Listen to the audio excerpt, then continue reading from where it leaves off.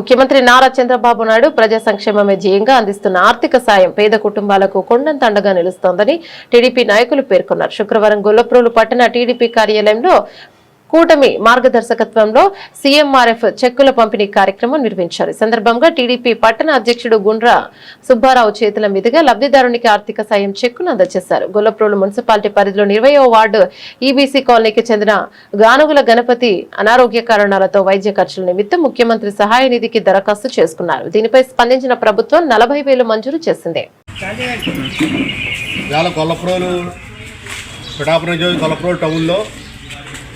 మన కూటమి ప్రభుత్వంలో ముఖ్యమంత్రి సహాయ నిధి నుండి నారా చంద్రబాబు నాయుడు గారి సీఎంఆర్ సహాయ నిధి నుండి ఇవాళ కాలనీ 20వ వార్డుకి చెందిన గానుగుల గణపతి గారికి ఆయన హాస్పిటల్ ఖర్చుల నిమిత్తం సీఎంఆర్ నిధుల నుండి మన ఆంధ్రప్రదేశ్ రాష్ట్ర ప్రభుత్వం కూటమి పార్టీ తరఫున ఈయనకి ఇంచుమించు 40,000 రూపాయలు ఈయనకి ఇవ్వడం జరిగింది.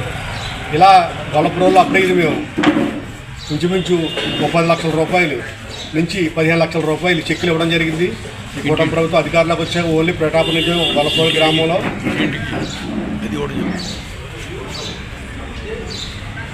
ఈ సహాయం ఒక హాస్పిటల్లో వైద్యం చేయించుకున్న వెంటనే సహాయం అందించడం అన్నది చిన్న పని కాదు. వీళ్ళకి ఖర్చుల నిమిత్తం అయిన దాంట్లో ఇంచుమించు 70% రాష్ట్ర ప్రభుత్వం ఇవ్వడం చాలా గర్వించదగ్గ విషయం. వాళ్ళు అన్ని విధాల ఈ హాస్పిటల్ నిమిత్తం నలుగుకొని ఉంటారు కాబట్టి వాళ్ళ ప్రభుత్వం ఆదుకుంటుంది. ఇది కూటమి ప్రభుత్వంలో మంచి నిర్ణయం. అలాగే ఇంటింటికి తెలుగుదేశం పార్టీ కార్యక్రమంలో ఇవాళ పాల్గొనడం కూడా జరిగింది. పాల్గొని అక్కడే వీళ్ళకి చెక్ ఇవ్వడం జరుగుతుంది. మేము కొంతమంది పెన్షన్ల కోసం అలాగే రోడ్లు డ్రైన్ల కోసం కూడా అడగడం జరుగుతుంది.